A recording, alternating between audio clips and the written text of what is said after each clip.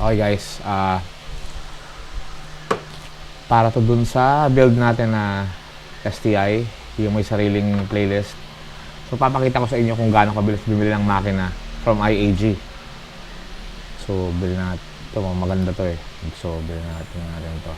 Okay, year, model, make, Subaru, STI. Lagyan natin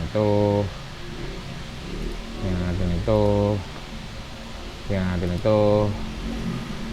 Add to cart. Okay, continue shopping. Siyempre black lang yan eh, BILLET head.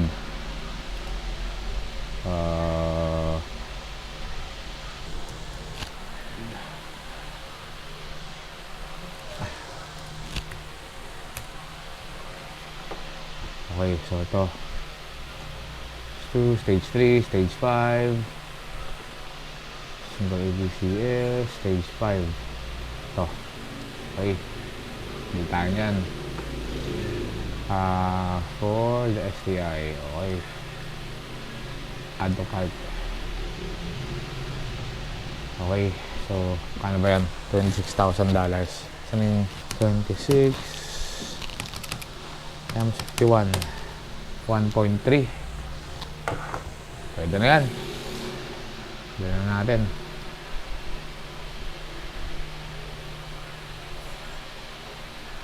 Okay, nung araw na ngayon,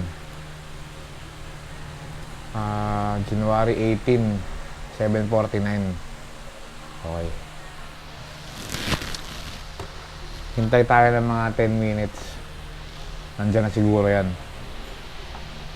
Okay guys, nag-text na yung delivery guy. So after 5 minutes, dumating na yung makina natin. Anong oras na? 7:54 PM. Okay, silipin natin. Silipin natin yung dumating na makina.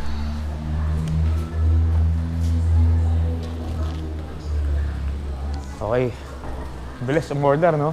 5 minutes, nandito na yung makina. Tanggal na yung mga bolts nito, no? Ayan, dito. Dahan-dahan. Uy, gold. Pang mayaman. Ayan, tanggalin mo nga. Buksan nga natin to.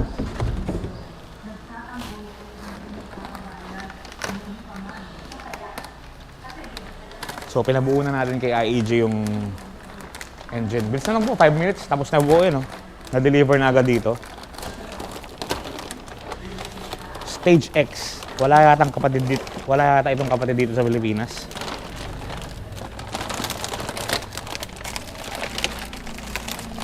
Uy, fresh. So CNC yung porting ng mga head, yung mga ano, CNC lahat.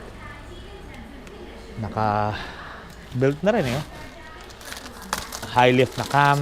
Kaya pogi ng black, putang ina. Gold. Halika, tingnan mo dito.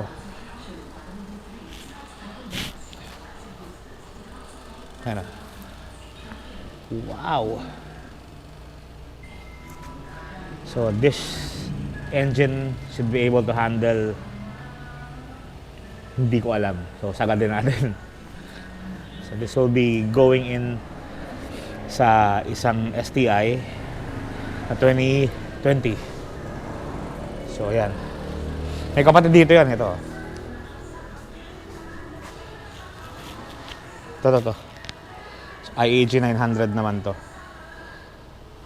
Kung hinahanap niyo yung orig na badge, pinakopya ng may-ari eh. Ginawa niyang titanium. Para daw pogi.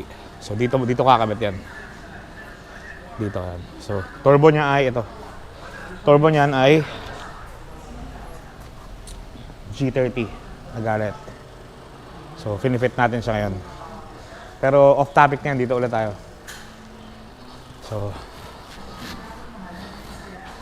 ito siya. Pogi.